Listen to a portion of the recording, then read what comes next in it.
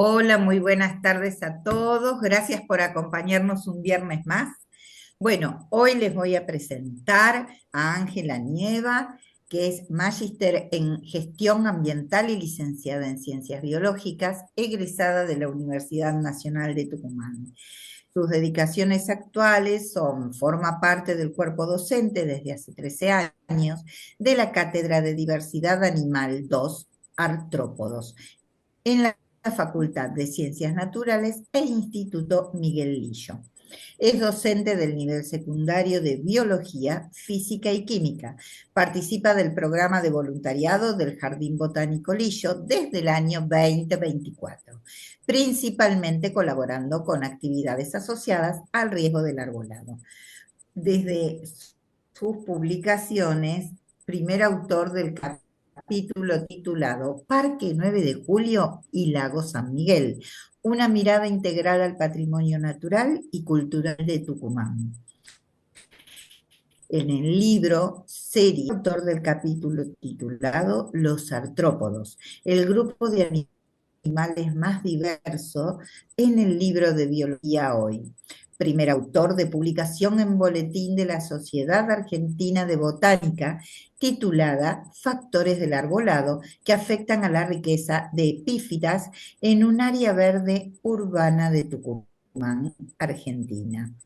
Primer autor de publicación en Lillo, ¿sí? Titulada Diatomeas Sí, Lilloa en realidad. epíficas de un... Ah, porque hay un error entonces. Diatomeas Sí, epíficas de un río de montaña, Tucumán, Argentina. Así que Ángela, con muchísimo gusto, te cedo la palabra. muchas gracias. Ahí acaban de ver parte de mi pasado en la última publicación. Estaba más dedicada al mundo de la limnología. Comparto, ¿les parece la presentación? Sí, Ángela. ¿Cómo están? Muy buenas tardes. Muchas gracias a Adriana, Elizabeth y Cecilia por la invitación y bueno, por haberme contactado y me han tratado excelentemente y muchas gracias por la oportunidad de estar hoy aquí hablando con ustedes. Bueno, les comento sobre qué voy a hablar hoy. He titulado la charla de hoy como Parque 9 de Julio, el riesgo del arbolado urbano y las epífitas como servicio ecosistémico. He puesto más grande la parte de riesgo porque es a lo que más me voy a dedicar a hablar porque es uno de los temas que más tiempo me va a llevar de esta charla, pero no por eso las epífitas son menos importantes. ¿Sí? Hacia el final de la charla voy a tocar algo. Voy a tocar principalmente toda mi experiencia cuando realicé mi maestría en gestión ambiental. Cuando arranqué con la maestría, mucha noción de riesgo no tenía en realidad. Fue un componente que una de mis directoras me alentó para ponerlo como uno de los objetivos de tesis, al igual que las epífitas. Iba más por el lado sistemática, quería ver qué había en el Parque 9 de Julio, composición de especies, y cuando le empezamos a agregar estos componentes de riesgo como un diservicio y epífitas como un servicio ecosistémico, me empecé a copar y me pareció mucho más interesante y con más salida vinculada a gestión ambiental.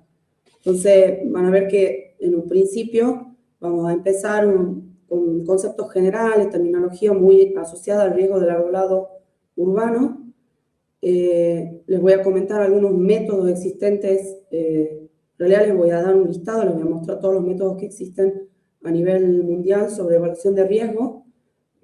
Voy a hacer énfasis en el que yo usé en mi tesis de maestría, que es una metodología de Coelho Duarte.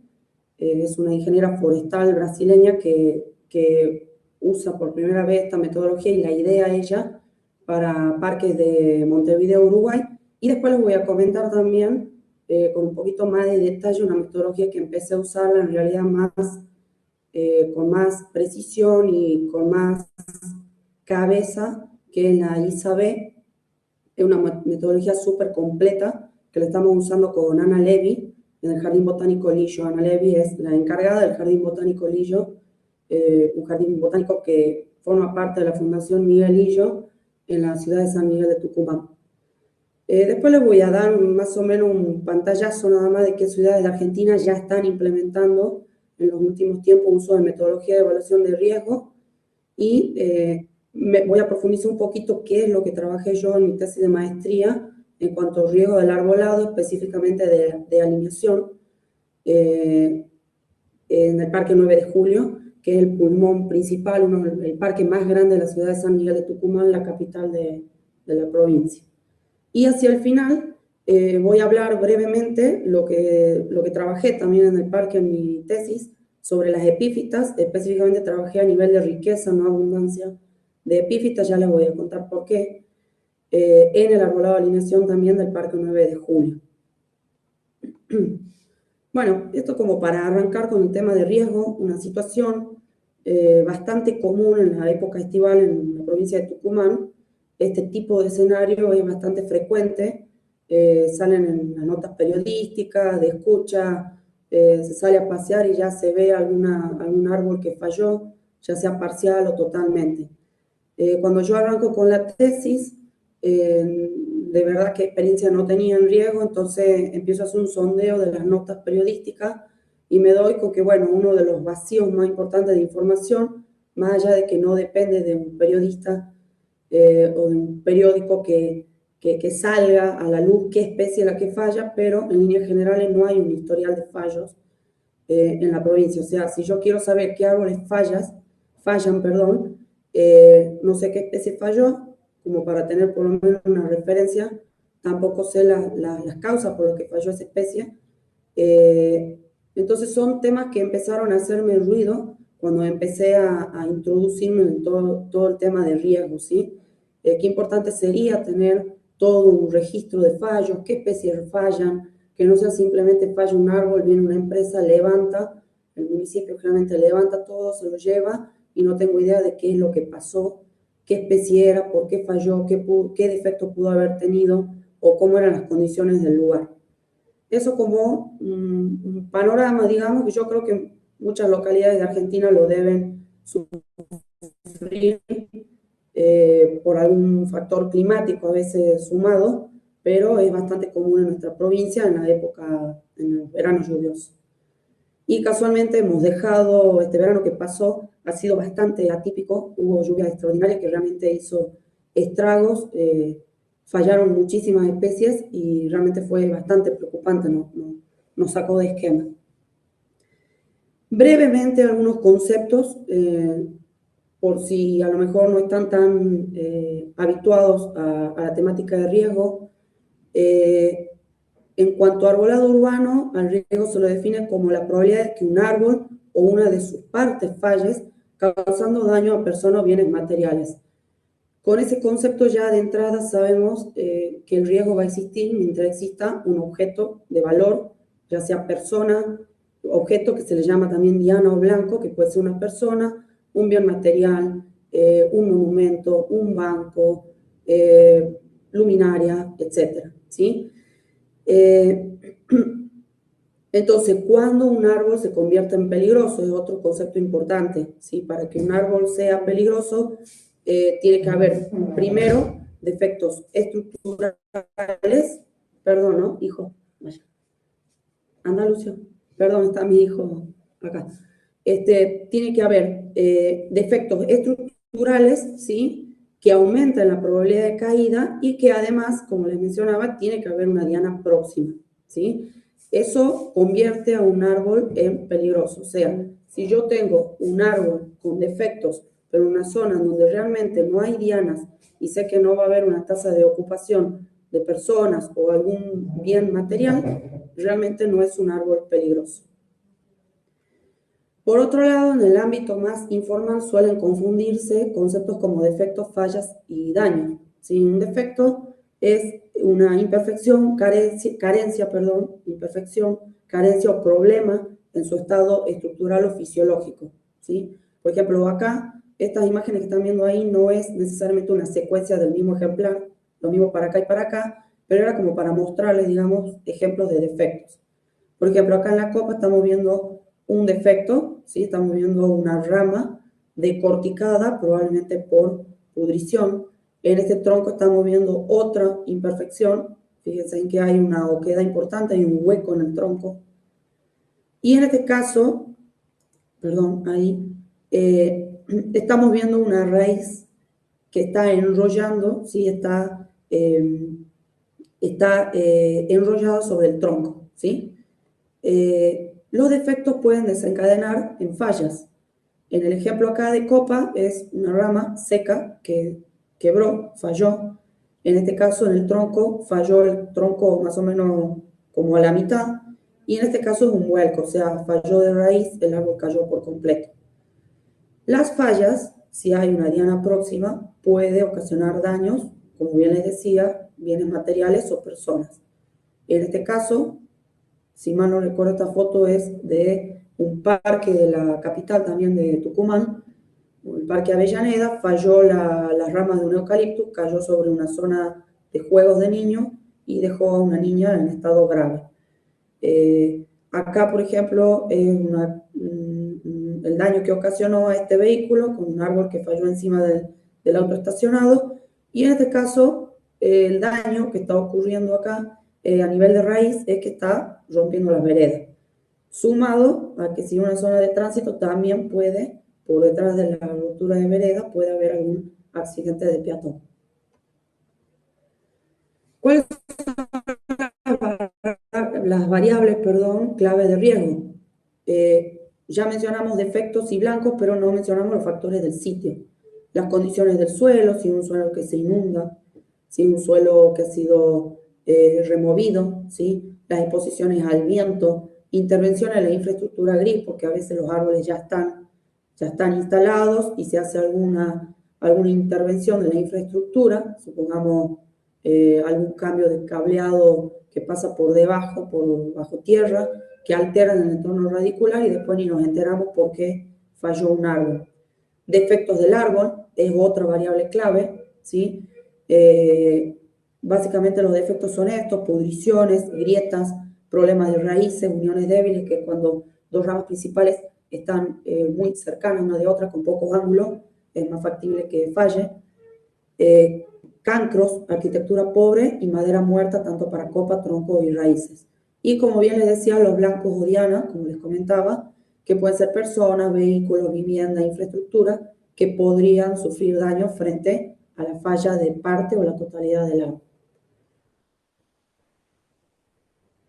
Estas dos imágenes más bien para mostrarles, digamos, escenarios. Por ejemplo, esta es una zona no muy transitada del parque donde realicé mi estudio de maestría. Fíjense acá la situación, ¿sí? El factor del sitio, ¿sí? Es una zona que con poca agua ya se inunda, a pesar de que este árbol no tenía defectos visibles, preocupantes, ni tampoco es una zona muy circulada por peatones, pero ya hay un factor de sitio importante, ¿sí? Es una zona de anegamiento. En este caso hay una caminería, pero no es muy transitada. Sin embargo, fíjense la inclinación del árbol y hay una oquedad. Entonces, cuando uno trabaja con riesgo, esas observaciones hay que hacerlas y hay que tenerlas presentes, por lo menos para intuitivamente ya ir sabiendo, a ver, cuál es frecuente el pasaje de personas por acá o de vehículos, hay un banco, no hay un banco, la tasa de ocupación es frecuente o no es frecuente, ¿sí? Y las condiciones del sitio. Los componentes principales del riesgo son básicamente estos tres, que cuando uno empieza a trabajar con metodologías formales para hacer un análisis de riesgo, estas tres seguros se las va a encontrar en la metodología. El valor del blanco va a depender del tipo, no es lo mismo que sea un objeto a que sea una persona, del grado de ocupación, puede ser alta, media, baja,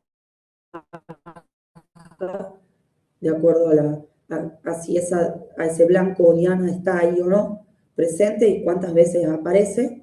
El valor económico y social, ¿sí? No es lo mismo, en cuanto a económico, no es lo mismo que falle un árbol sobre una rama, supongamos un árbol sobre un auto, a que falle sobre un cesto de basura.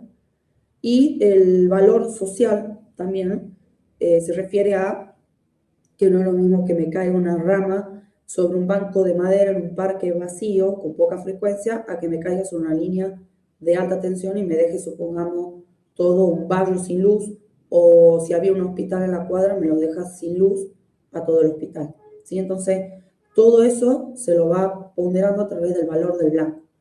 La severidad del impacto, hay dos cuestiones que hay que tener presentes para poder hablar de severidad del impacto.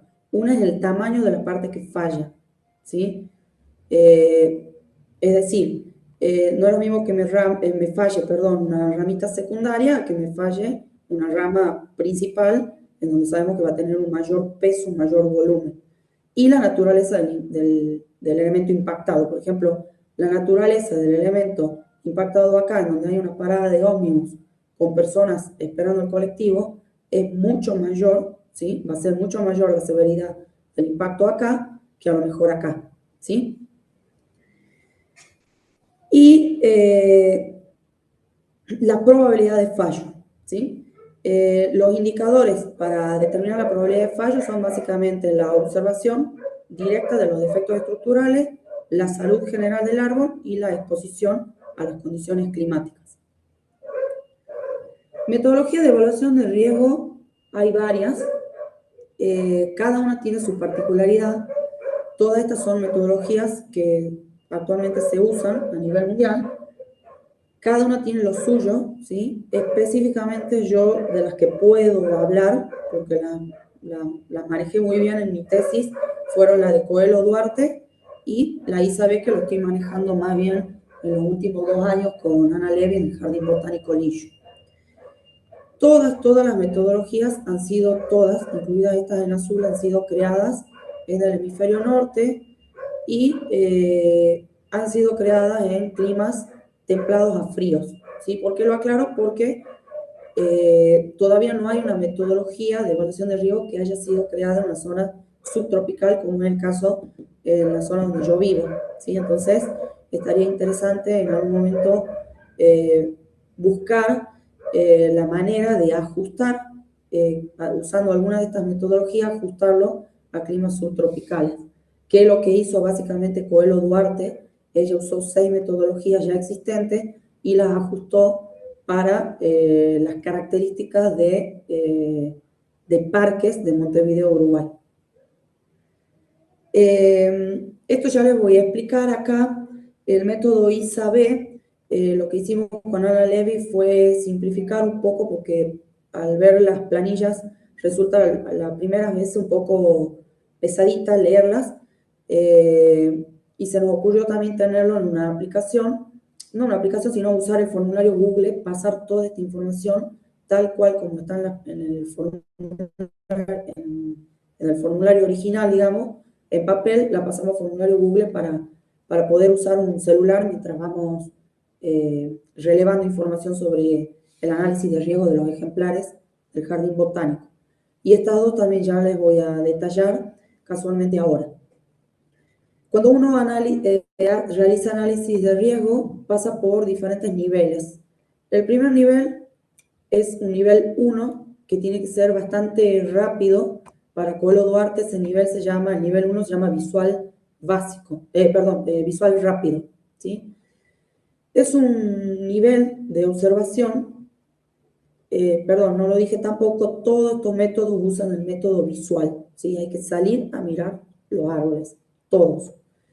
En un visual rápido se pretende que al observar un ejemplar, al momento de analizarlo, no debería llevar más de 5 o 6 minutos, ¿sí? Por eso es rápido, no significa que por esto haya que mirarlo a las apuradas y mal, ¿sí? Se registra el nombre de la especie, el estado fitosanitario general, por supuesto con los conocimientos que uno más o menos ya tiene de estado fitosanitario, y si no se los tiene o no se entiende algo, se deja nota y después se consulta con algún especialista. Equilibrio general del tronco y la copa, acá se ve un poco la arquitectura, si están equilibradas, si no hay una inclinación exagerada, etc. Presencia de defecto en cualquier parte del ejemplar, o sea, acá ya se empieza a observar los defectos, se le da todo un recorrido al árbol, se mira, bueno, la base del tronco, las raíces, la copa, el tronco y la copa, se mira cada una de esas partes y se empieza a detectar, a buscar defectos. Una característica de un visual rápido o de un nivel 1 de observación es que no hay una categorización del riesgo. O sea, a este nivel yo no puedo decir que el ejemplar que estoy analizando tiene un nivel bajo, medio, alto o extremadamente alto, ¿sí? Pero sí me da la posibilidad este visual rápido de Coelho de que si yo necesito ir en más profundidad al análisis, me va a derivar al visual básico, que es un segundo nivel de observación en donde yo veo con mayor profundidad y ya puedo conseguir una categorización de riesgo. ¿Sí? Entonces acá, además de ya tener registro del nombre de la especie con el visual rápido, ya tomo características, empiezo a registrar características dendrométricas, básicamente diámetro de copa, diámetro de la altura del pecho, la altura, características del sitio, ya se les presta más atención. Defectos del árbol, las mismas que se ven acá, se lo lleva adelante acá, pero se lo ve con más detenimiento, se lo analiza mucho más. Parte del árbol con mayor probabilidad de falla, parte del árbol con mayor consecuencia si llegara a fallar. Descripción de los blancos, acá se le da bastante protagonismo a los blancos, se los describe, se le da la tasa de ocupación, la distancia, por si el árbol llega a fallar. Entonces acá ya se tiene en cuenta bastante información sobre las dianas o blancos y las consecuencias. Una vez que se realiza el análisis visual básico, me va a arrojar, con la metodología de Coelho-Duarte, me va a arrojar una clasificación semi-cuantitativa, es decir, me va a dar un valor del 3 al 12. Y de ahí yo puedo ya, a través de esta información, teniendo el valor, yo ya puedo tener una clasificación cualitativa y llegar a la conclusión si el ejemplar analizado he obtenido un análisis, he obtenido una categoría de riesgo bajo, moderado, alto o extremo.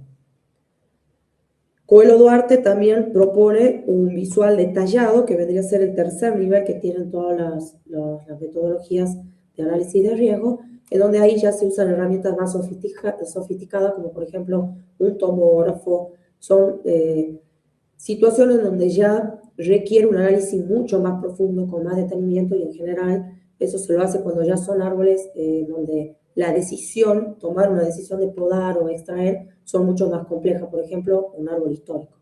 No cualquiera viene y dice, bueno, lo saquemos o lo podemos. Entonces, en esos casos sí se puede pasar a un tercer nivel con análisis mucho más profundo y con técnicas más sofisticadas. Otra de las metodologías, que en realidad yo cuando empecé con mi tesis quise usarla esta primero, y la verdad que bien la vi en la planilla, me asusté, digamos, porque la planilla es básicamente esta, yo la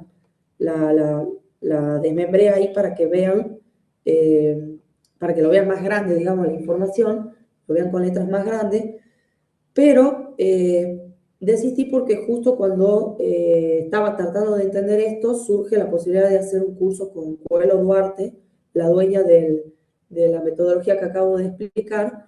Fui, tomé el curso en la provincia de Buenos Aires y volví con toda la herramienta y los conocimientos necesarios para empezar a trabajar con eso que era realmente con lo que me había fogueado en el curso.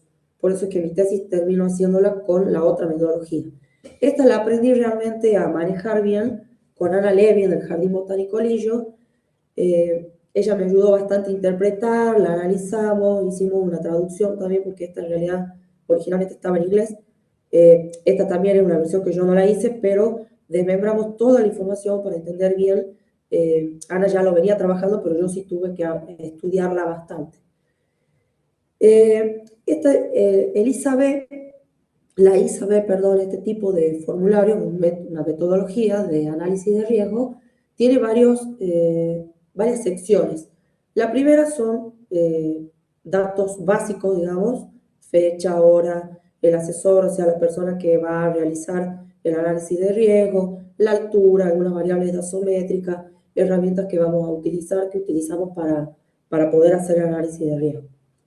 Después se le da acá el protagonismo a la diana, se puede describir, porque saben que a veces no es una sola diana, puede ser peatones, puede ser bancos, puede ser monumentos, puede ser cableado, etc. Acá se ve la distancia de la diana la distancia de la diana, digamos, al árbol que estamos analizando, la tasa de ocupación de la diana, si es probable, si es, perdón, práctico no mover la diana, si es práctico restringir la zona, todo eso se va contestando en este sector de la planilla. Los factores de la zona también son importantes, ¿sí? Acá se tiene en cuenta si hay un historial de fallo en la zona, ¿sí? Si es común que hayan fallado árboles en esta zona que estamos analizando, si hubo cambios en la zona, remoción de suelo, limpieza, ¿sí? Todo relacionado a la zona, las condiciones del suelo, la dirección de los vientos de lluvia fuertes, etc. La salud del árbol y el perfil de la especie también es importantísimo llenar. Como verán, al principio uno lo ve y marea tantos cuadritos y tantos espacios, pero una vez que uno empieza a usarla con más frecuencia, se empieza a amigar de esta planilla. Factores de carga, ahí entra principalmente la exposición al viento. La densidad de la copa está muy relacionada a esa exposición al viento. Copas más densas resisten más un viento fuerte que copas con escasa densidad de ramas. También tenemos los factores de carga. Acá, como verán, dice trepadoras, muérdago y mugo, pero en realidad para nosotros vendrían a ser más lianas y epífitas, ¿sí? Esos vendrían a ser nuestros factores de carga. El cuerpo, la parte más, para mí, indispensable, en donde más me tuve que follar es en observación de defectos. Acá vemos los defectos en copa y ramas, o sea, en la región de la copa, el tronco y la raíz. No lo vamos a detener acá, pero se va viendo bien los defectos en cada una de esas tres regiones del árbol. Y se va tomando nota de todas las solicitudes que nos van haciendo, ¿sí? Ahí. Esta para mí es la parte más interesante, ¿sí? Sobre todo para los curiosos, porque mi mayor curiosidad es saber con qué riesgo voy a terminar, con qué categoría. Acá se va enumerando el número de problemas, porque a veces no es solo un problema. Supongamos acá, a lo mejor tengo un árbol con múltiples defectos. Entonces acá voy a poner que veo defectos en copa, supongamos, tronco y raíz. A lo mejor para este ejemplo tengo las tres regiones del árbol con defectos. Entonces, la consideración que me preocupa, supongamos acá, puedo tener en la copa ramas secas. Me preocupa que hay ramas secas sobre, supongamos, una caminaría muy transitada. Tronco, a lo mejor estoy viendo una oquedad importante, y en raíces, supongamos, raíces expuestas, ¿sí? Entonces, acá, por eso es que hay varias opciones para ir llenando el tamaño de la parte, porque a lo mejor tengo una preocupación solamente en copa, pero con ramas pequeñas y grandes, ¿sí? Entonces voy poniendo el tamaño de las partes, la distancia que hay a la diana, el número de dianas, porque puedo tener más de una diana, y si está protegida o no la diana. Este sector, acá es donde más interesante se empieza a poner. Tenemos una sección que se llama probabilidad. Esta parte, estas tres columnas de probabilidad son indispensables para poder empezar en sí, para poder obtener una categorización del riesgo, porque tenemos dos componentes principales: la probabilidad de fallo y la probabilidad de impacto. Estas dos se llenan de una manera que va a depender del criterio de quien hace el análisis, ¿sí? ¿Qué significa? Que no tengo una ayuda con esto. Si yo decido cuál es la probabilidad de que esto me falle, y va de menos a más. Improbable, probable, probable o inminente. Obviamente que la decisión no es deliberada. Lo voy a decidir en parte a lo que yo estoy cargando acá. ¿Qué tipo de diana es? Si es una persona, si es un objeto, ¿sí? El tamaño de la parte, ¿sí? Si es pequeño, si es grande. Todo eso me va dando una idea de cómo llenar esto, ¿sí? Pero es criterio de quien lo está haciendo el análisis. Lo mismo con el impacto. ¿Cuál es la probabilidad de que si esto falle, impacte sobre la diana? Muy bajo, bajo, medio o alto. Una vez que tengo esa información, voy a poder tener, a partir de una matriz, que en realidad está a continuación, pero yo la tengo aparte para que puedan verla, el cruce de la probabilidad de fallo con la probabilidad de impacto me va a dar la probabilidad de fallo, ¿sí? Entonces hacen un cruce, supongamos que haya sido inminente la probabilidad de fallo, pero media, yo voy a tener que la probabilidad de fallo e impacto es probable, y vengo acá y pongo probable, ¿sí? Entonces, a partir de lo que yo decidí como criterio propio señalar acá, con el cruce de la matriz consigo señalar algo acá, ¿sí? Esto me lo hace solo, entonces la planilla me va a ayudar mientras yo llene estas dos columnas. La consecuencia también va a depender del criterio de quien lo está haciendo el análisis, ¿sí? ¿Cuáles son las consecuencias si esto llega a fallar? ¿Sí? Puede ser insignificante, menor, significativa o severa. Una vez que lleno esto, con una segunda matriz voy a cruzar lo que ya llené de acá y lo que ya llené de acá y me va a dar definitivamente la categorización del riesgo. Fíjense que acá tenemos todo bajo hasta acá, moderado, y bueno, el único extremo, para que se dé extremo, tiene que ser muy probable la probabilidad de fallo, perdón, de fallo impacto muy probable, y que encima las consecuencias, si llegan a fallar, sea severa, ¿sí? Entonces, esta es la forma de conseguir la categorización del riesgo. Además, acá, si yo llené varias opciones, varias partes problema, voy a tener varias categorías, ¿sí? Voy a tener a lo mejor una categoría de riesgo bajo, medio, alto, supongo. ¿Sí? En esta parte yo tengo una zona para ilustrar lo que yo crea necesario, que no haya quedado a lo mejor claro en las consultas en donde iba rellenando anteriormente. Puedo hacer algún dibujito acá, alguna ilustración. En el tronco a lo mejor quiero señalar algún defecto en el tronco, o alguna unión débil, o alguna oquedad. Todo lo que yo quiera señalar acá a nivel de raíz también lo puedo dibujar. Y esto es más bien para la copa, es como una vista aérea, principalmente cuando queremos, por ejemplo, ver si hay algún desequilibrio en la copa, o quiero remarcar que hay muy bajo porcentaje de copa viva, entonces dibujo donde veo la rama con hojitas y el resto lo dejo vacío, por ejemplo. Acá puedo poner en notas de explicación y descripciones toda la información que yo dejar reflejada o asentada. Propuesta y consejo, está la parte por ahí complicada porque es donde se toma la decisión. Una vez que yo tengo mi categorización de riesgo, digo, bueno, me parece indispensable realizar una poda, o directamente diría que extraigamos ese ejemplar, ¿sí? De cualquier forma, tiene que dejar alguna propuesta o alguna intervención asentada acá, y si no se puede decidir o uno no se anima, se puede señalar acá abajo que se necesita un asesoramiento avanzado. Y el riesgo residual, siempre cualquier intervención que se le haga a un ejemplar, puede haber un riesgo residual, salvo, por supuesto, en general no lo hay cuando hay una extracción, sino que lo haya afectado. Pero el riesgo residual se refiere a eso, si después de tomar alguna medida de mitigación puede ocurrir algún riesgo, puede quedar algún riesgo residual. Se decide también si los datos que hemos llenado de todo esto va a ser preliminar o final. Si es preliminar, se lo puede volver a consultar al formulario, y por supuesto también se puede dejar asentado si hubo algunas limitaciones al inspeccionar el ejemplar.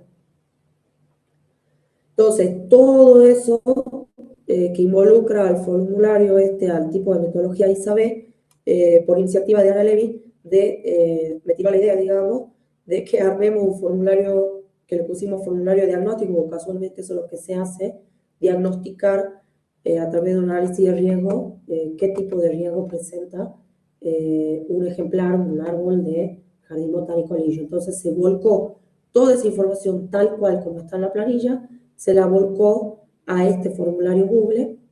Como ustedes saben, creo que la mayoría usan formulario Google. Lo interesante del formulario Google es que a medida que una persona va llenando y va cerrando el formulario, toda esa información va a parar a una tabla Excel que lo genera el mismo formulario. Entonces, esa información en el Excel es indispensable, está todo ahí, y después lo que hacemos con Ana es, como ella se maneja mucho con informes técnicos y a veces le piden de manera urgente algún informe. Supongamos, vimos 10 árboles en un día, le piden un informe, no hay tiempo de ponerse a la tablita de Excel a ver qué ponemos en ese informe. Entonces, lo que se hizo fue simplificar a través de una correspondencia entre Excel y Word, que es una herramienta que tiene Word de corresponder la información de una tabla, lo que yo necesito pasar a una plantilla de Word y así consigo rápidamente y sin muchos artilugios puedo lograr un informe con la información que yo quiero nada más reflejar en ese informe técnico que me puedan estar solicitando. Entonces, de esa forma, uno simplifica y no hace falta estar, si un jefe me pide un detalle, no necesito estar contando todos los detalles que acabo de llenar con el formulario ISAB tradicional. Cualquier cosa, si hay duda de esto, me lo consultan. Pero nos ha sido bastante útil el uso del formulario Google, además no estar con tantos papeles, andar con el celular es mucho más accesible en ese sentido. Bueno, temas comunes cuando muchas veces se confunde el análisis de riesgo con la mera observación del estado fitosanitario. No significa que esté mal hacer un estudio del estado fitosanitario, pero para que un análisis de riesgo sea real y se pueda decir que se usó una metodología de análisis de riesgo, hay que usar la metodología ejemplar. Hay mucha bibliografía, por supuesto, de estado fitosanitario, de problemas de infraestructura gris, principalmente interferencia con cableado y levantamiento de veredas. Estudios de riesgos del arbolado urbano en Argentina.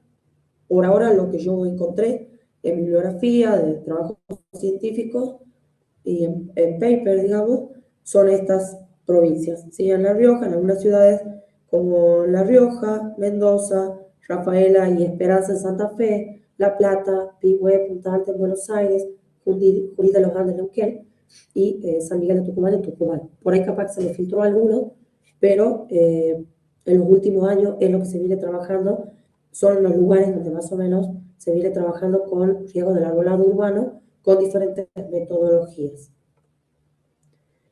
Esto es muy específico de Tucumán, es una guía de arbolado que me sirvió bastante porque da todas las recomendaciones sobre especies que son indicadas, las no convenientes y las prohibidas para plantar en la ciudad de San Miguel de Tucumán principalmente, ¿sí? Entonces, es específico para Tucumán porque Tucumán tiene veredas más chicas, menos anchas, con menor ancho, digamos, de vereda, las calles en general son más chicas, sobre todo las céntricas. Entonces, todo esto a mí sí me sirvió, obviamente que no serviría para otras regiones, pero fue una herramienta bastante importante porque además que acá se asoció en esta bibliografía a EDET, que es la empresa que provee el servicio eléctrico, y en Tucumán una de las problemáticas, sobre todo en San Miguel de Tucumán, es la poda excesiva de los árboles debido al cableado, ¿sí? Entonces, es bastante interesante y hay un capítulo muy interesante de cuál es la forma correcta de podar, los tipos de poda y es una de las problemáticas, digamos, en San Miguel de Tucumán.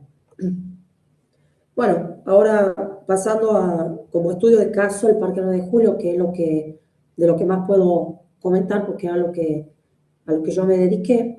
El Parque 9 de Julio, como para darles un pantallazo, el espacio verde más grande es el pulmón de la ciudad de San Miguel de Tucumán, la capital de Tucumán.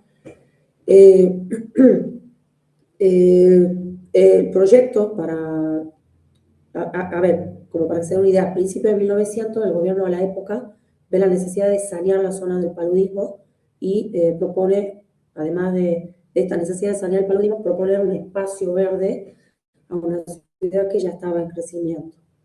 Le encomiendan el proyecto al paisajista Carlos Tais, entonces él es el que diseña el Parque 9 de Julio y originalmente el terreno era una zona inundable, deprimida, se inundaba y estaba cubierto por arbustales y algunos civiles dispersos. Entonces, rellenaron muchos sectores del parque para poder evitar, digamos, que siguiera inundándose. La visión general, cuando en los inicios, cuando se empieza a diseñar el parque, la visión general era que este parque predominaran especies arbóreas nativas representando un poco la flora de la provincia de Tucumán. Itay, por supuesto, respetó ese diseño y lo logró bastante bien. Originalmente el parque tenía una superficie de 380 hectáreas, sin embargo después eso se fue cediendo, comenzó a edificarse y a donarse terreno y hoy en día tiene una superficie aproximadamente de 180 hectáreas. Acá estamos viendo una digitalización a manos alzadas del Parque 9 de Julio, ¿sí?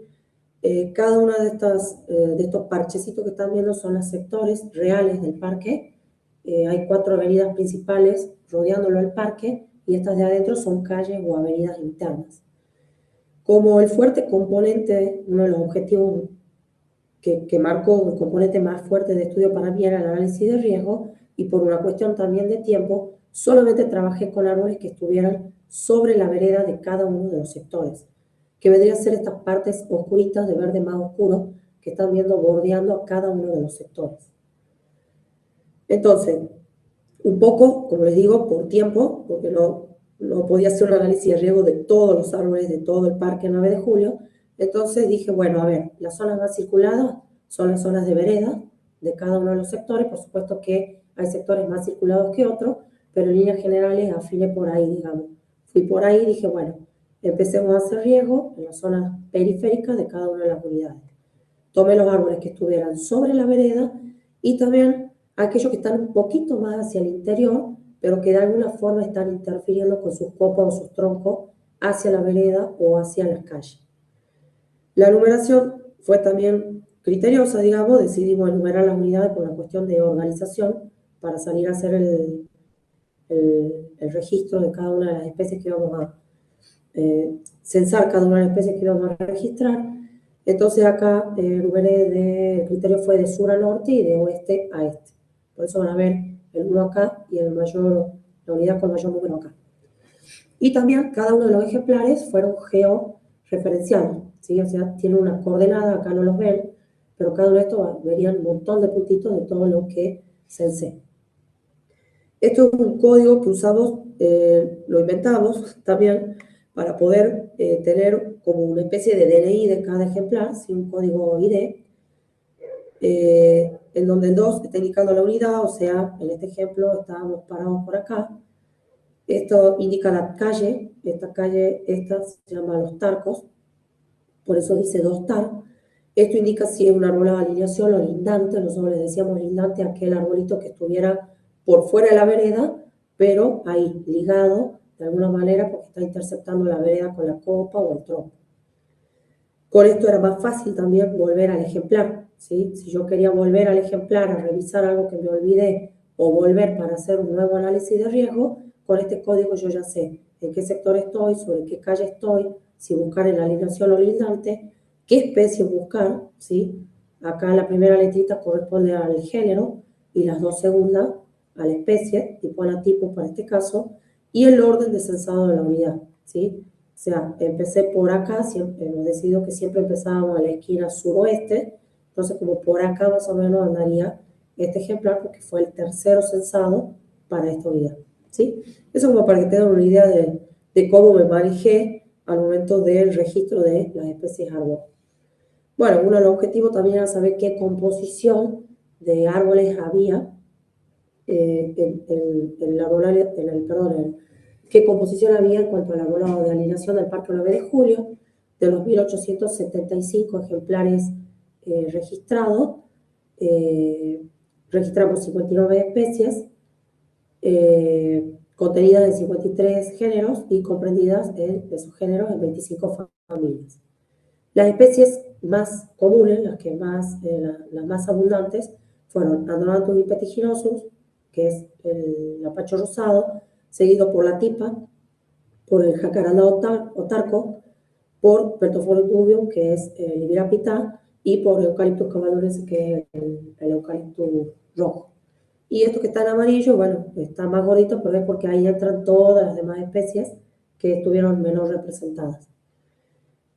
Acá no está el grafiquito, pero obtuvimos como resultado una mayor riqueza de especies exóticas, ¿sí? una mayor riqueza de exóticas. Sin embargo, fíjense en la abundancia, cuando vamos a valorar la abundancia, casi el 75% de la abundancia se la llevaron las nativas por sobre las exóticas. Es decir, que hay una mayor riqueza de exóticas, pero una mayor abundancia de nativas. Cuando hablamos de exóticas y nativas, aclaro, yo decidí hacerlo en relación al nivel nacional, ¿sí? A nivel país, si son exóticas para Argentina o nativas para Argentina. En cuanto a la presencia de defectos, eso no lo dije, pero cuando fui censando, fui tomando variables gasométricas, fui detectando los defectos visibles en cada ejemplar y también fui haciendo un análisis visual rápido, porque no lleva mucho tiempo, lo fui haciendo y entre eso había que ir viendo los defectos. Entonces, cuando vi los defectos, se podría decir que casi el 70% de los ejemplares censados presentó al menos un defecto visible, observable, y un 31-32% sin defectos. Bueno, este gráfico un poco muestra qué tanto podemos ver, ¿sí? En general en la copa, salvo que sea un árbol de gran porte como el eucalipto, en donde ya se dificulta bastante ver que hay allá a mucha altura, pero en líneas generales en copa y tronco se ve bastante bien si lo que estamos buscando son defectos y observaciones específicas de esas dos zonas del árbol. Las raíces, está más apagadito ese ojo porque la verdad que se complica bastante por debajo del nivel del suelo. Por supuesto es muy complejo, no se ve, pero sí se pueden observar, por ejemplo, si hay raíces expuestas, si hay enrollamiento de las raíces, etcétera, ¿sí? O si a veces hay cortes o raíces dañadas que nos puedan por lo menos ayudar a determinar si lo puedo tomar como un defecto. Entonces, ¿qué observaciones están al alcance de nuestro ojo? En la copa puedo ver madera muerta, ramas colgantes, arquitectura pobre, podas mal ejecutadas que a futuro generan desequilibrios. Tronco, en el tronco puedo ver presencia de cancros, grietas profundas, cavidades, pudriciones internas, uniones débiles o en B. Y en raíces puedo ver estrangulamientos, ¿sí? Cortes por obras de infraestructura, pudrición radicular y falta de espacio para expansión, que es algo bastante común con las cazuelas o los canteros en las ciudades, en las veredas, donde a veces terminan ahogando a los árboles de tan pequeñas que les hacen las cazuelas. Eso también queda registrado en un análisis de riesgo. Lo que yo obtuve para mi estudio es que la mayoría de los defectos, el 62% de los defectos se observaron en copa, un 27% en tronco y una minoría, un 11% en raíces. Por supuesto que acá seguramente puede estar subestimando porque, como bien les decía, en raíces a veces no se ve todo. En este gráfico, lo que es bastante sencillo. Cuando yo hice mi tesis de maestría, estaba con algunos inconvenientes de manejo de estadística, entonces con esta información puedo asegurar que a veces, a pesar de que tenía algunas falencias estadísticas, teniendo diámetro de altura del pecho y el registro de si hubo defectos o no en los árboles, ya algo de información yo puedo obtener de un grupo de árboles, ¿sí? Entonces acá lo que hice fue, como mis 5 especies más abundantes eran el apacho rosado, la tipa, el jacaranda otaco, el iberapita y el eucaliptus, agarré y dije, bueno, a ver, yo tengo los DAP, separé los de sin defectos con los que tienen defectos. Esa información yo la tenía el DAP y tenía la presencia de defectos y no defectos.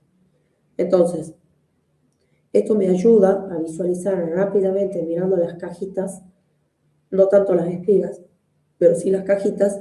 Puedo deducir a partir de qué edad yo ya puedo empezar a tener más ojo, ¿sí? Por ejemplo, acá en las tipas, a partir de un DAP de 50 a 55, yo ya estoy viendo defectos, ¿sí? Que son las cajitas rosadas. Ya estoy viendo defectos en tipas, que son árboles que en general no son recomendados para veredas pequeñas, ¿sí? Lo mismo acá, fíjense, ¿sí? Yo ya estoy teniendo a partir de 60 centímetros de edad para Pentophoron nubium y para Eucalyptus camaldulensis, ya estoy viendo defectos y ni hablar porque el eucalipto no es recomendado directamente para zonas transitadas, y yo en el parque lo tenía en zonas súper transitadas y encima en veredas. Entonces esto como para mostrar un poco que con 2 o 3 datos yo ya puedo tener algo de información, aunque sea como para ir resolviendo algunas cuestiones de gestión. Bueno, en cuanto a los blancos o dianas, les cuento como para que se den una idea. Yo no trabajé a nivel de sector, sin embargo, quería saber qué sectores estaban más ocupados por blancos o dianas. Entonces decidimos con la dirección tomar esto, que obviamente fue una idea nuestra, inventada por nosotros, de los tipos de elementos de uso. O sea, los elementos de uso pueden ser, vendrían a ser atractivos, zonas atractivas para las personas. Por ejemplo, un banco, un monumento, bares, que acá en esta zona hay bares, ¿sí? Dentro del parque. Todos los elementos de uso los hemos clasificado por tipos para no contabilizarlos uno por uno. Entonces, ¿qué vimos? Era más bien general, como para tener intuitivamente saber qué sectores eran más ocupados por las personas de acuerdo a los tipos de elementos de uso. Entonces, había como 12 tipos de elementos de uso, pero hemos llegado a tener hasta 6 tipos de elementos de uso juntos por sector. Entonces, las partes más oscuras estarían indicando que son zonas más atractivas para el visitante del parque. Eso por un lado es información válida, pero lo que más me sirvió, ¿sí? Fue afinar, porque yo no podía hacer, yo les comentaba que el análisis visual básico, que es un análisis de nivel 2, que puede llevar de media hora, 40 minutos o más, no lo puedo hacer en todos estos sectores, por más que sea solamente en la periferia.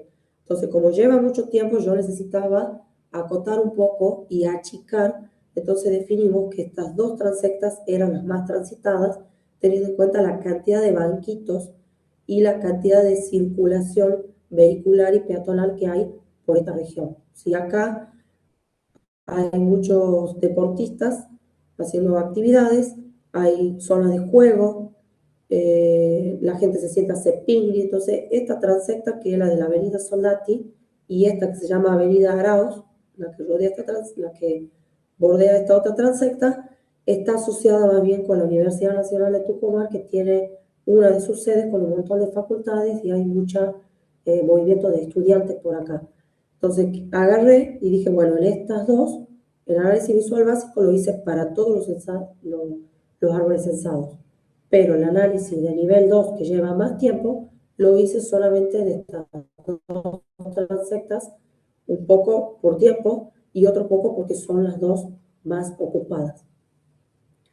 Entonces, este cuadrito un poco para mostrarles que de esas 2 transectas, Avenida Soldati y Arauz, tenía en su mayoría, acá en esta tengo más representantes de Lapacho Rosado y en esta de Tancos. Entonces, por eso van a ver que yo analicé Lapacho Rosado y Tancos. De los 138 ejemplares a los que yo les realicé, ¿sí? A los que yo observé y censé para esa transecta y los jacarandá para estas 2 transectas, 104, ¿sí? Fueron analizados con un visual rápido, ¿sí? Porque así lo requirieron, igual que acá, ¿sí?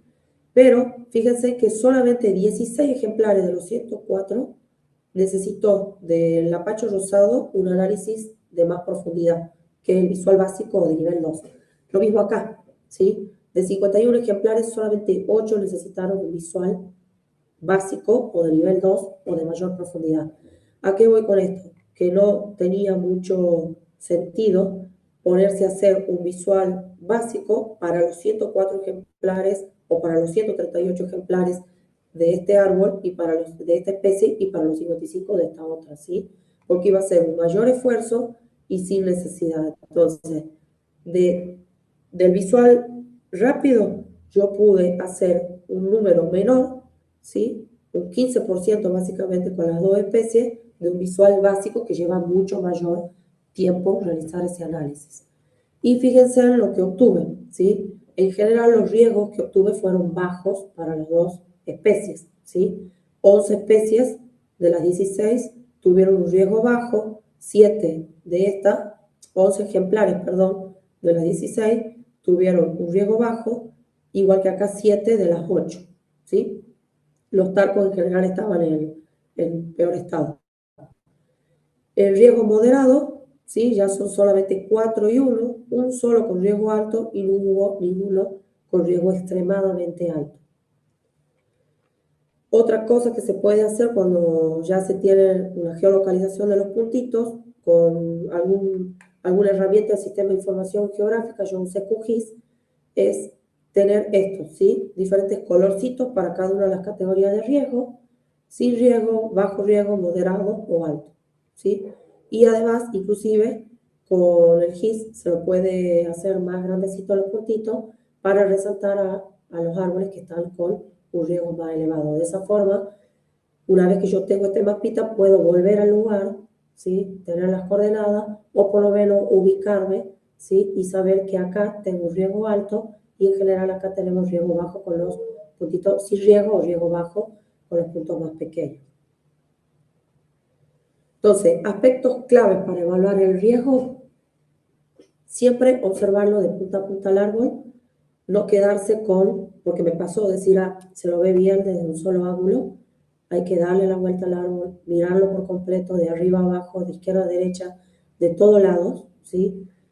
Y priorizar lo relevante y evitar sobreestimar defectos menores. ¿Por qué? Porque cuando yo recién empezaba, veía algunos defectos menores y lo sobreestimaba. Por ejemplo, un clavo en el tronco de un árbol, yo para mí era ya tremendo, ¿sí? Entonces, al comienzo es normal sobreestimar, pero a medida que uno va agarrando práctica, se va dando cuenta dónde no sobreestimar. Identificar los blancos, ¿sí? Un defecto solamente va a constituir un riesgo real si hay una diana o blanco. Y el tiempo de entrenamiento es indispensable. El tiempo de análisis por árbol es fundamental. El entrenamiento constante del evaluador es indispensable, ¿sí? Al comienzo lleva más tiempo, cuesta, se duda inclusive de lo que uno está categorizando y a medida que uno lo va haciendo más seguido, se va haciendo el ojo y se va haciendo mucho más no sé si fácil, pero por lo menos es más, uno tiene más confiabilidad de lo que está haciendo. Esto está relacionado un poco a esa primera diapo donde les mostraba que hice quise saber a ver qué había a nivel de notas periodísticas, agarré y me puse a ver qué había en ese periodo de tiempo de 10 años, qué había de información periodística en cuanto al historial de fallos, si había nombres de especie, o si por lo menos se veía una fotito para ver si podía identificar qué especie era, y bueno, como les digo, no es obligación de una nota periodística publicar el nombre de la especie, pero señala el vacío de información que hay, fíjense en la cantidad de casos sin identificar, y los pocos que hay muchas veces lo deducía por las imágenes, no porque la nota en sí aclarara de qué especie se registrara. Esto no es tanto como para tirar un palo a las notas periodísticas, como les digo, no están obligadas, pero sí importante empezar a tener un registro a nivel local, por lo menos, el nombre de la especie que falló, cada vez que falla un árbol, por lo menos tomar las medidas básicas, las causas de fallo, ¿sí? Por lo menos deducir por qué pudo haber fallado, tener el nombre de la especie, las causas y cuáles eran las condiciones al momento del fallo. Ya como para ir cerrando la parte de riesgo, como les acabo de comentar, un registro formal, es importante tener qué falla, por qué falla, ¿sí? Usar alguna metodología de riesgo también es indispensable, capacitación continua, ¿sí? Y principalmente teniendo un registro formal, yo creo que la selección de especies, poder recomendar, supongamos, están fallando mucho los tarcos, bueno, recomendemos dejar de poner tarcos hasta que por lo menos sepamos por qué están fallando los tarcos, ¿sí? Entonces, le da la posibilidad de seleccionar especies y tener una idea qué se puede y qué no en base al historial. Después, otro de los objetivos de mi tesis era, bueno, como ustedes bien saben, los árboles cumplen diversas funciones, proveen de diversos servicios ecosistémicos, y uno de ellos es la presencia de epífitas, ¿sí? Yo decidí trabajar con epífitas, específicamente con riqueza de epífitas, un poco por la experiencia que tenía. No tenía todavía experiencia en el manejo de epífitas, aprendí sobre ellas a medida, lo fui fogueando a medida que fui trabajando con mi tesis, aprendí a identificarlas, tenía personas también, mi dirección y mi codirección me ayudaron con eso, tenían conocimientos, tienen conocimientos. Entonces, esto es más o menos lo que hay. Les muestro ahí algunas fotitos. Hay muchas tilancias, género tilancia. Esto es una acmea por acá. También hay algunos helechitos, ¿sí? Cuando les muestro un poco la ubicación del Parque 9 de Julio, como para que se den una idea del panorama de cómo viene la cobertura arbórea desde la Sierra de San Javier, que son estas de acá. Acá está San Miguel de Tucumán, ¿sí? Esto es más o menos la silueta de la capital, San Miguel de Tucumán, de la provincia de Tucumán. El Parque 9 de Julio, se fija, está en la zona sureste, digamos, de la capital. Acá está la Sierra de San Javier y la cobertura arbórea, ¿sí? Es fuerte acá, ¿sí? Hay bastante cobertura arbórea en la Sierra de San Javier y empieza a mermar, por supuesto, hacia la capital, hacia la ciudad. Y en el Parque del 9 de Julio, otra vez, empieza a haber una mayor cobertura arbórea.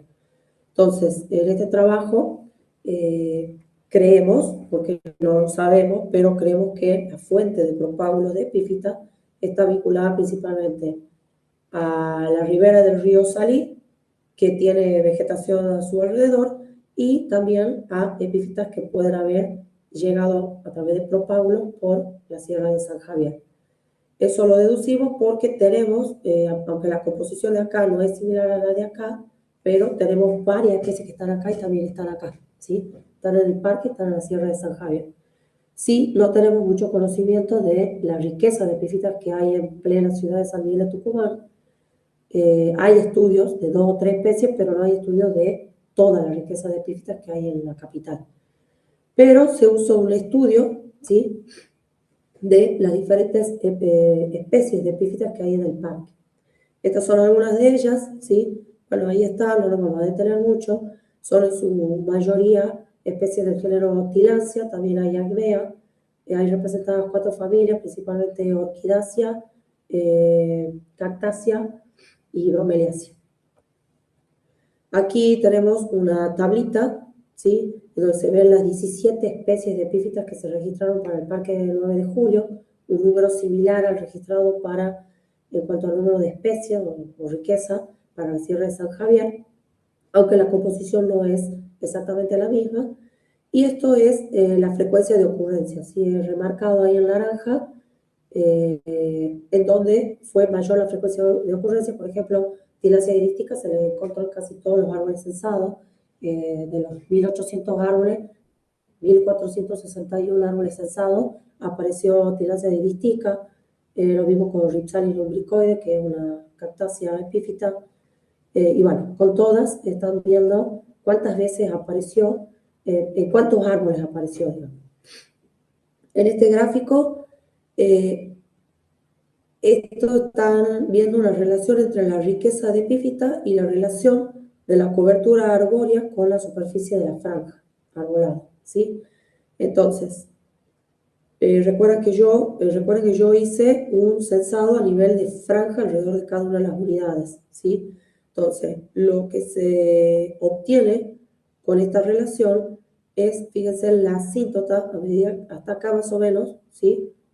Con un 20% de cobertura arbórea, yo ya puedo tener representado el máximo de riqueza de epífita. Fíjense que acá ya empiezas a ver una meseta y acá ya desciende. O sea que yo teniendo un mínimo de 20% de cobertura arbórea en las franjas que censé, ya me puedo asegurar tener el máximo de riqueza de epífitas, que fue más o menos entre 10 y 11 para algunas tipas.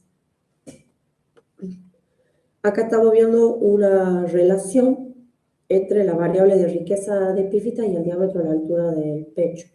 La relación fue positiva y significativa para todos los árboles, ¿sí?, en cuanto a la riqueza de epífita y el diámetro de la altura del pecho. O sea, a mayor diámetro a la altura del pecho, mayor era la riqueza de epífitas. Para las especies nativas para Argentina, obtuve que para lapacho rosado, jacarandá otarco, tipa e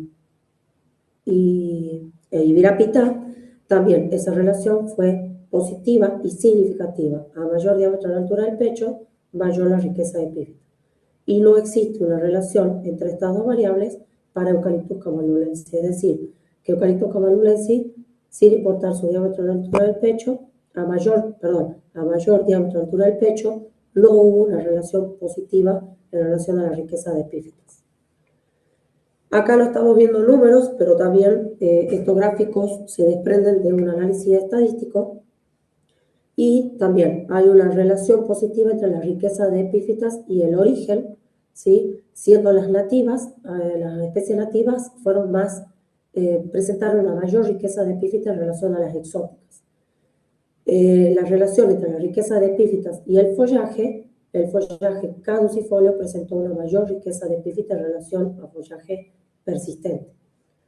En relación al porte y la riqueza de epífitas, portes medianos a grandes presentaron una mayor riqueza de epífitas.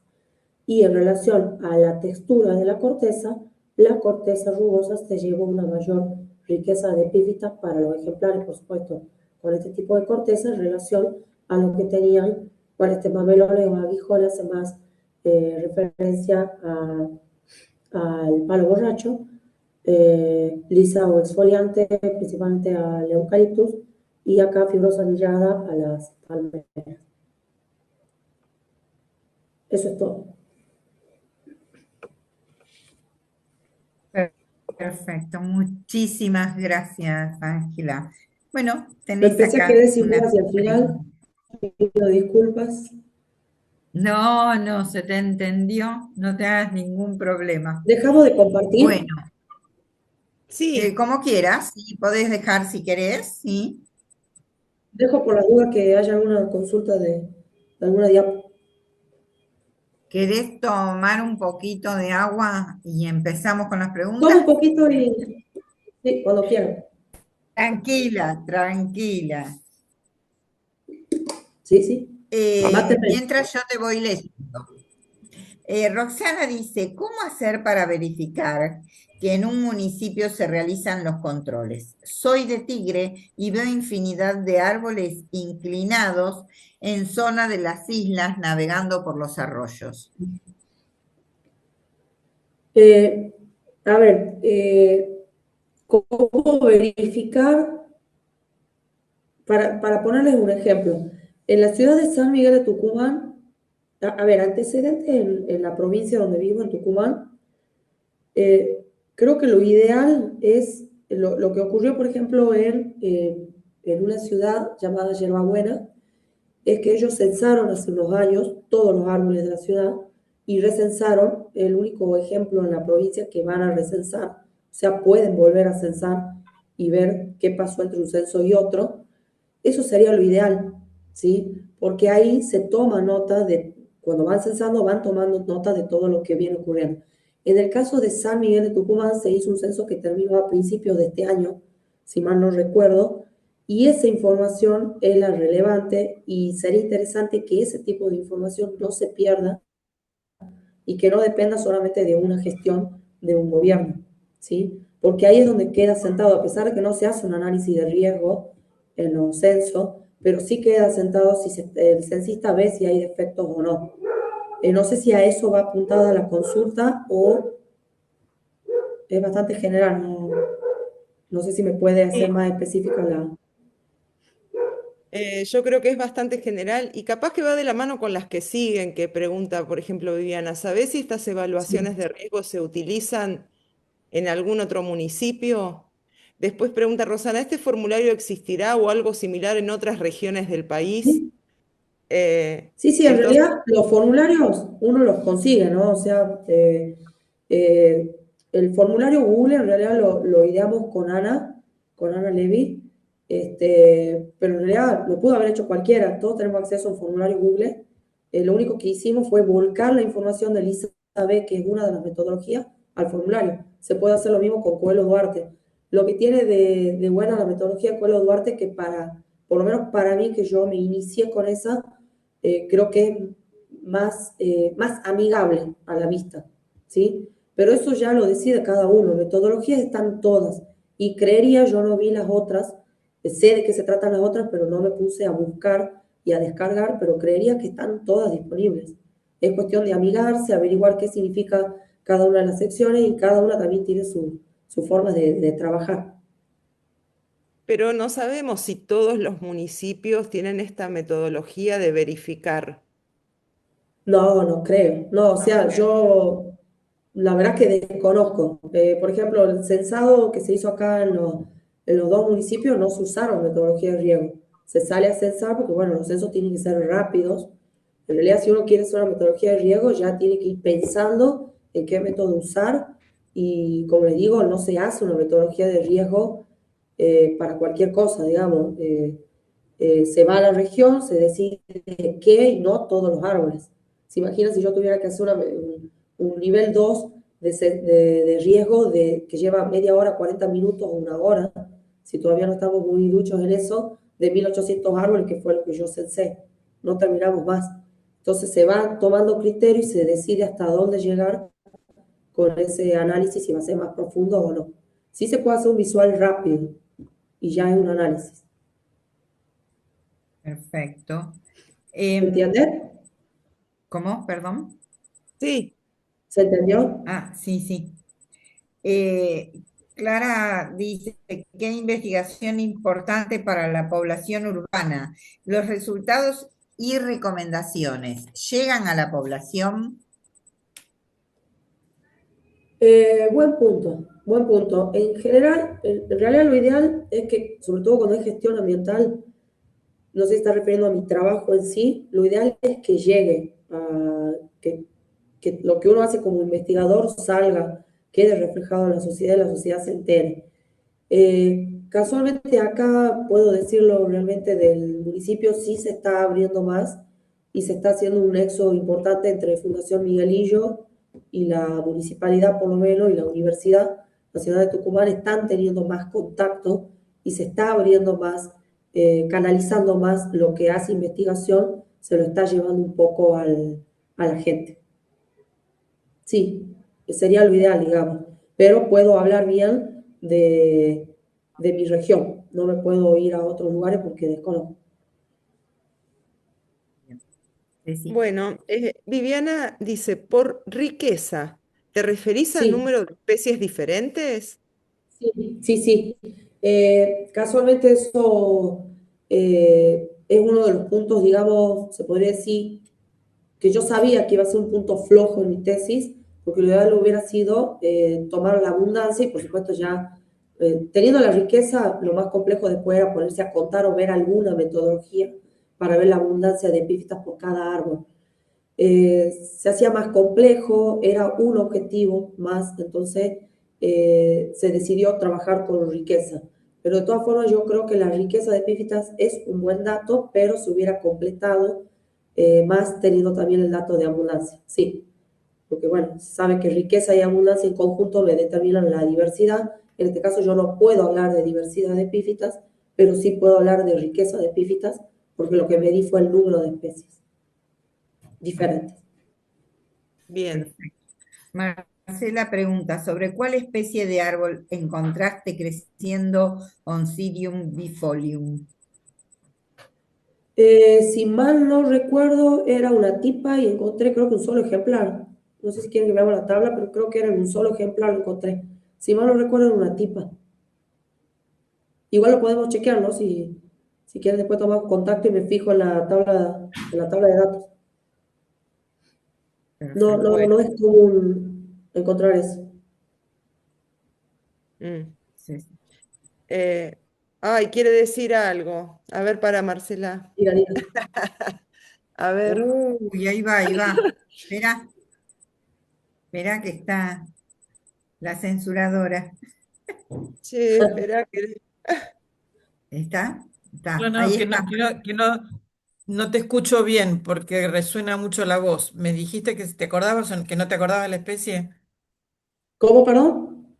¿Te acordabas o no te acordabas la especie? No te escuché bien. Estoy casi segura que esa especie de epífita apareció en tipo aratipo, en tipa, pero Por las dudas, si quieres, tomamos contacto y se lo aseguro bien mirando la tablita de Vos datos de mi sabés que base acá de datos. En Buenos Aires, en San Isidro, la Avenida Libertador, el Oncidium bifolium, como la selva fue destruida por la urbanización, crece sobre las tipas de la avenida.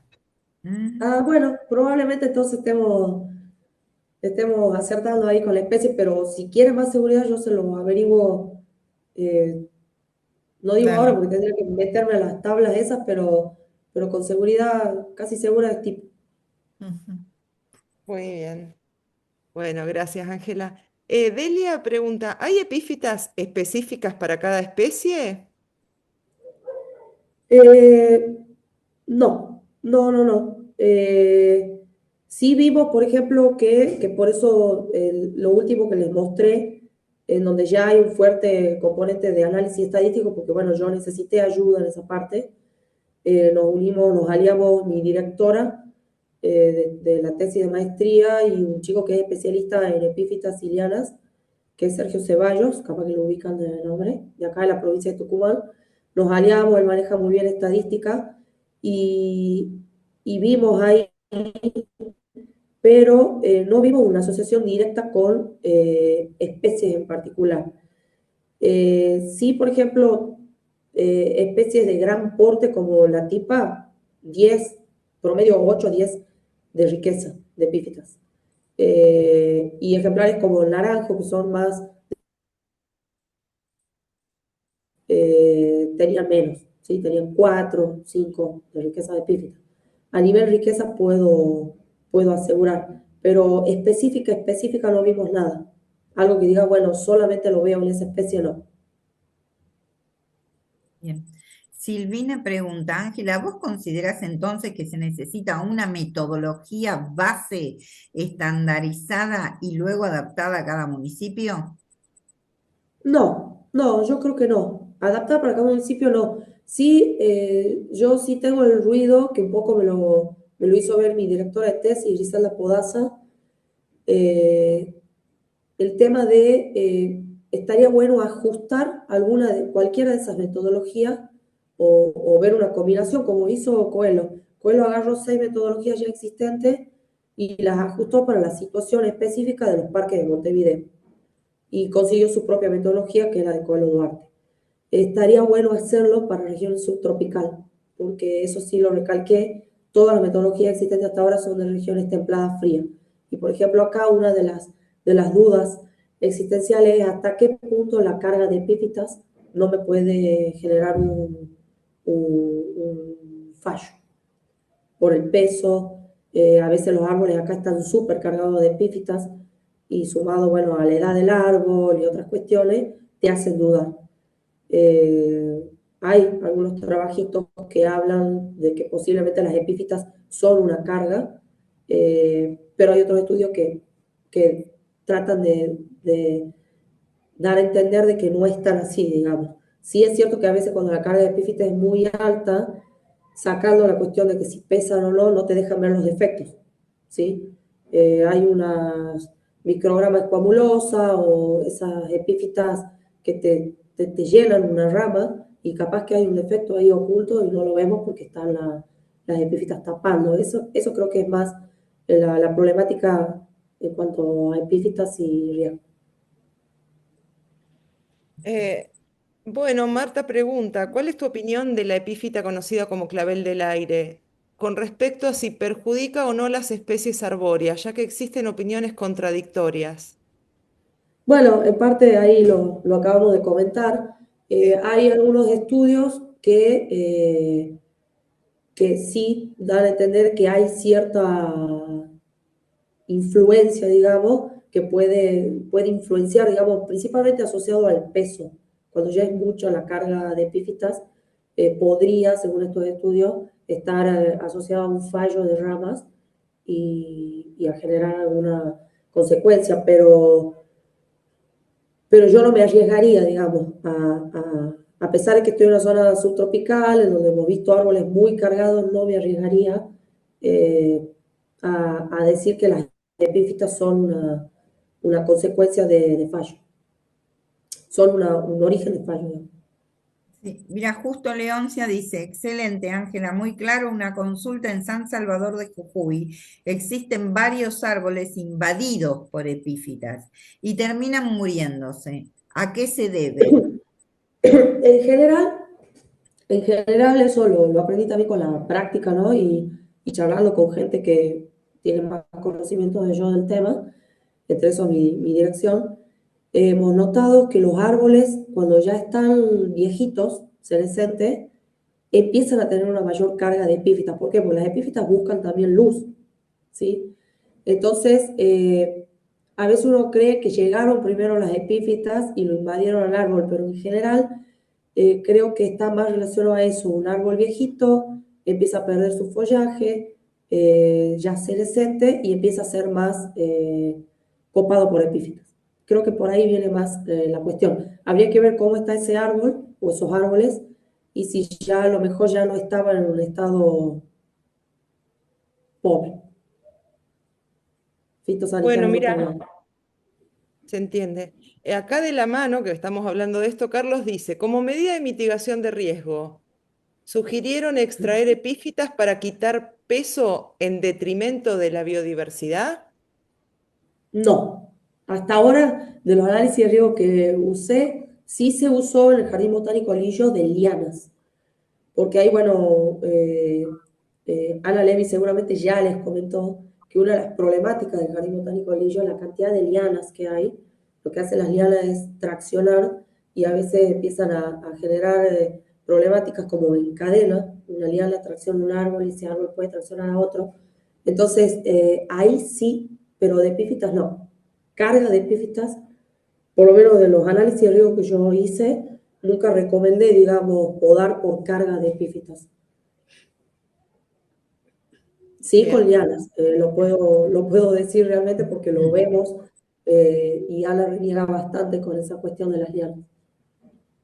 José dice, de todo lo escuchado se desprende que no se consideraron a las palmeras como arbolado. A principio de este Ah, año estuve en ese parque y vi muchas palmeras nativas y exóticas en lamentable estado. ¿Algún comentario sí. acerca de la cuestión? Yo sí incluía las palmeras, sí, fue una discusión ahí, porque tienen porte, digamos, tienen el porte, altura de un árbol. Yo sí las incluía las palmeras. En el caso de mi censado, las palmeras en general no tuvieron muchos defectos. Sí, por ahí se veían algunas oquedades, pero insignificantes, digamos, y no vi palmeras en mal estado.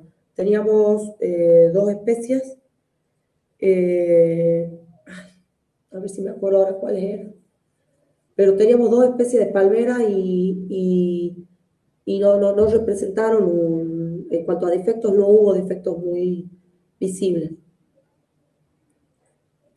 Perfecto. Bueno, Así era acá la pregunta, perdón. No sé ha si la contesté. estado Ana respondiendo algunas Ahí si alguien me ayuda preguntas. con las palmeras. Yo no sé, preguntas en sí yo no tengo más. Ángela, vos habías sugerido en un inicio también si se quería sumar Ana Levi. Sí, No sé si quieren hacer algún comentario más. Ceci, ¿le sí. podés autorizar el micrófono? Capaz que A me quieren ver, retar, dije algo mal, no sé. No escuché, no entendí. Hola, está. primero, Hola. hola, buenas noches, gracias por la oportunidad de hablar. Hola, Primero Anita. felicitar a Ángela. ¿Se escucha? Sí, Excelente, sí, Sí. se escucha bien, Bueno, Ana. bueno, creo que estamos aprendiendo básicamente en Tucumán de riesgo. Somos muy poquitos los profesionales dedicados a esto y estamos aprendiendo en equipo día a día y hay mucho por hacer. Y sin duda, si bien estamos enfocados en los árboles, tenemos muchísimo que aprender sobre palmeras. Creo que hay que aprenderlo todo porque así que hay mucho por estudiar. Ángela es realmente un lujo tenerla en el Jardín Botánico Lillo porque es, además de una apasionada, una comprometida con el trabajo impresionante. Así que bueno, se agradece todos los aportes que todos los profesionales nos quieran corregir a partir de ahora y estamos dispuestos también a Por compartir, ¿no? supuesto. Lo que sea. Sí. La gestión del arbolado es bastante más compleja, no es solamente la evaluación del riesgo, y está la evaluación, está después la gestión de la minimización, y bueno, hay mucho por hacer en todo el país. Claramente. Felicitaciones, Ángela, nada más. Gracias, Bueno, gracias. gracias, Ana. Acá Rosana dice, Ángela, muy rica tu experiencia. Gracias por compartirlo. Muchas gracias. Bueno, y Muchas tenemos gracias por la atención. muchas gracias y saludos. Felicitaciones, Ángela. Gracias por compartir la experiencia. Bueno, muchos agradecimientos. El mito es que cuando el árbol se llena de tiliandiacia, se está por morir, dice Clara. Yo sé Sí, si no tengo nada más. ¿Vos? No, te leo lo último. Excelente, felicitaciones, Ángela. Necesitamos una Ángela en cada ciudad de Argentina. Tal ¿Te podrás, cual. te Gracias, podrás muchas gracias. multiplicar? Y eso que me parece que no contesté todas, ¿no? Pero bueno, gracias, gracias. Clara Lo dice, muy vamos, muchas bueno. lo vamos gracias, peleando también excelente. acá. Muy buena la info, felicitaciones. Amo Tucumán, dice Leoncia. Muchas Bueno, gracias. bueno, muchísimas A gracias. ustedes. Realmente un placer. Y ahora, como todos los viernes, les voy a pedir, si esperan 2 minutitos, les cuento quién va a estar la semana que viene y volvemos para Sí, sacar la foto. Así, mientras tanto, le doy tiempo a la gente que se peine, se saque los anteojos y todo lo que quiera hacer para sacarse la foto. A ver, ¿podés dejar de compartir, Ah, sí. sí, Ángela? perdón. No, Intento por solo. favor, No, por favor. porque Bueno, así les cuento. El viernes que viene, ¿quién va a estar? El viernes que viene nos vamos a encontrar con la Feria Verde de Bolívar, redes institucionales para emprender, con Marta Caivano y el profesor Marcos Ramiro Amado. Así que el viernes que viene, 19 horas, si no interfieren los partidos, porque este mes y el que viene vamos a estar medios complicados, vamos a estar con la Feria Verde de Bolívar. Ahora sí, volvemos. ¿Ya están? ¿Ya se prepararon todos? No, vos no te preparaste Para. todavía. Ahí está, ya está. Ahora ella ya está lista. Ya se peinaron sin a anteojos. ver, no hay más camaritas que se prendan ni nada. Bueno, entonces voy con la foto. Perfecto. Listo, gente. Bueno, Salimos bien. muchísimas gracias nuevamente a